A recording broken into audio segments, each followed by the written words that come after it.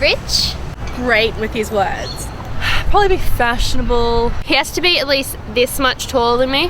Has to make me laugh. He has to have blue eyes and smell really nice. Handsome. He has to be athletic, so he's a nice tight butt. Has a six-pack. And romantic, definitely. Cannot have commitment issues, but isn't clingy either. His breasts cannot be bigger than mine. And he can't be more than 5 years older or 1 year younger. Has to be able to save me from bugs. And loves animals. And oh my god, he has to be musical. The modern woman is hard-pressed to find the right man for a committed long-term relationship. This idea is scattered throughout Western culture, with numerous articles being written on the topic and movies that toy with the idea. But are men really the ones to blame, or does the modern woman simply set her standards too high? From an early age, girls have been raised to want unrealistic male partners. Disney movies, for example, reinforce the view of the perfect man as being unobtainably virtuous. He rescues the damsel even if it involves simply opening her eyes to the bigger picture. After overcoming one big setback, the couple lives happily ever after, often knowing each other for only a matter of days.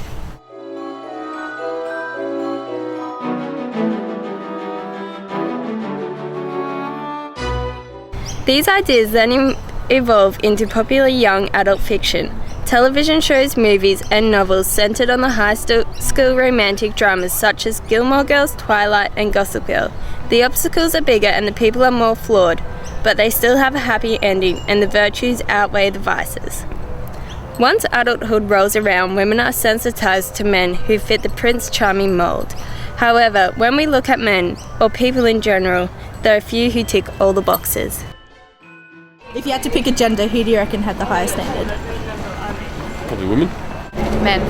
Men? Easy. Women? Men, I think. Probably the same. Girls do definitely have high standards. Yeah, women for sure. Women. Women. See a lot of bogans around the place. Men are just like, yee, you know?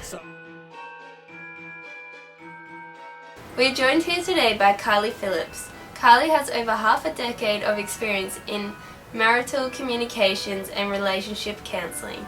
So, Kylie, who do you think has higher standards, men or women?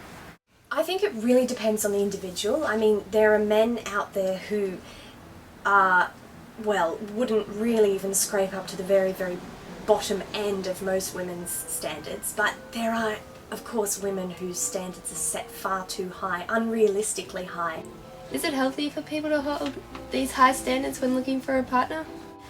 I think some standards are important when you're looking for a partner, if not just because you want to have something in common with that partner, then at least to weed out those people who would be completely unsuitable for you. However, I think it is dangerous for people to have their standards set too high, because the chances of finding somebody who fulfills all of those very highly set criteria is minimal.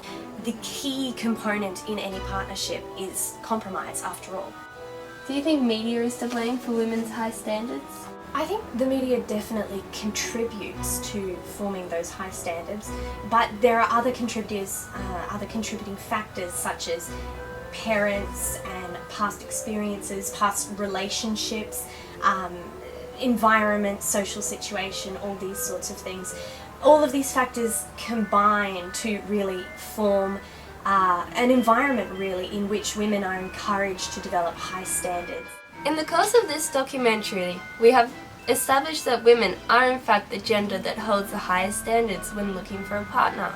With Kylie Phillips' help, we explored that both sexes are to blame when it comes to standards. To prevent women from ending up alone, women should cease setting unrealistic high standards. However, they mustn't give up their standards completely. Like Kylie says, relationships are all about compromise and finding someone that you are willing to compromise for.